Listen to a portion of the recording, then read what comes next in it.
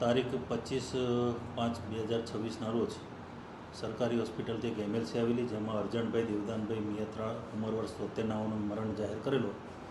જે બાબતે પોલીસે આ મૃત્યુમાં કંઈ શંકા હોય એની શંકા ઉપજાવી પરિવારજનોની પૂછપરછ કરતા અંતે ઘણી પૂછપરછ બાદ તેમના જ પુત્ર મોહિત રમેશભાઈ મિયાત્રાણાઓએ હત્યા કરેલાની કબૂલાત કરેલી. જે બનાવ એ રીતે છે કે આ અરજણભાઈ દેવદાનભાઈ મિયાત્રા છે, જે એમના દાદા થાય છે, જેઓની જમીન તમાચણ ગામ છે, ત્યાં 7 વીઘા જેવી જમીન છે. એ જમીનમાં એમનો આ પુત્ર જે છે મોહિત, એને એવું કીધું કે દાદા મને થોડી વાવવા આપો, ને વાવવા માટે આપેલી. તે દરમિયાન કીધેલું કે મને પૈસાની જરૂર છે, થોડા પૈસા આપો. એથી દાદાએ કીધેલું કે એક કામ કરતો આ જમીન ઉપર ધિરાણ લઈ લે, અને ધિરાણ લઈને પછી તું તારે જમીન વાવ. તો આ એમના જે પૌત્ર મોહિત છે એને 2.5 લાખ રૂપિયાના ધિરાણ લીધેલું.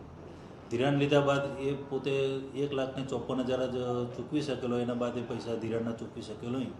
જે ચૂકવણું બાદ એના દાદા છે અરજણભાઈ એ ધિરાણ ચૂકવણી કરેલી. ત્યાર બાબતના આ બાબતની એમને ખટરાક ચાલતો હતો. એ બાબતનું મન દુઃખ રાખી અને 25 તારીખના રોજ આ બે વચ્ચે ઝઘડો થતા આ મોહિતભાઈ છે એ એમના ઘરે જઈ અને ઝઘડો કરી અને બોથર પદાર્થમાં એમને પાવર બ્લોક આવે પથ્થરનો બ્લોક તથા લોખંડનું ટેબલ છે જે માથાના ભાગે મારી અને જેઓનું મૃત્યુ નિપજાવેલું છે. અને જેઓને હાલ ધરપકડ કરવામાં આવેલી છે અને હાલ તપાસ ચાલુ છે અને રિમાન્ડ લેવાની કાર્યવાહી ચાલુમાં છે. પ્રથમ છે તે હોસ્પિટલ લાવ્યો હતો ત્યારે કંઈક એને બેભાન થઈ ગયા છે અને પીએમ નથી કરાવવા બધી વાતચીત કરી પોલીસને. એ બાબતે જે પોતાનો પૌત્ર છે કે મારે પીએમ નથી કરાવવું, બેભાન થઈ ગયેલા છે, એ બાબતે તે જણાવેલું. પણ તેમ છતાં માથામાં ભાગે બોથડ પદાર્થની ઈજાઓ દેખાઈ આવતી હોય, જેથી પોલીસે આ બાબતે તેમના જમાઈ છે, જમાઈ હરિભાઈ મીરાવણભાઈ મકવાણા, જેઓને ફરિયાદ લઈ અને